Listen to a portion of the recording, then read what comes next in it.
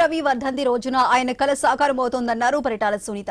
శ్రీ సత్యసాయి జిల్లా రామగిరి మండలం వెంకటాపురంలో పరిటాల రవి 21వ వర్ధంతి కార్యక్రమం నిర్వహించారు. ఆయన ఘాట్ వద్ద కుటుంబ సభ్యులతో కలిసి సునీత శ్రీరామ్ నివాళులర్పించారు. ఆ రోజు పీడిత ప్రజల పక్షాన నిలబడి దేవుడిగా మారారని అన్నారు.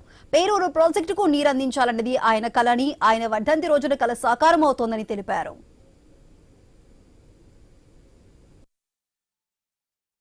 గత ప్రభుత్వంలో వైఎస్ఆర్ ప్రభుత్వం వచ్చినాక ఒక సైకో సీఎం వచ్చిన తర్వాత ఈ ప్రాంతం ఎక్కడైతే చంద్రబాబు నాయుడు గారు దాదాపు 804 కోట్ల రూపాయలు ప్రాజెక్టు శాంక్షన్ చేస్తే అదన్నీ కూడా ఎక్కడేసిన గొంగలు అక్కడే ఉండి కనీసం చంద్రబాబు నాయుడు గారు కూడా చేశారు. సునీతమ్మ తీసుకొచ్చిన ఆలోచనతో ఆ కాలువ కూడా పూర్తి చేయకుండా ఆపేశారు. మళ్ళీ ఆ కాలువ ఈరోజు మళ్ళీ పరిటాల రవి గారు వర్ధంతి 21వ వర్ధంతి కూడా మనం జరుపుకుంటా అంటే రేపటి దినం 25వ తారీఖు మళ్ళీ ఆ కాలువ ఎక్కడైతే ఆగిపోయిందే మళ్ళీ మనం ఈరోజు రేపటి దినం కూడా అక్కడ రేపటి దినం మళ్ళీ స్టార్ట్ చేస్తున్నాం. గత ప్రభుత్వంలో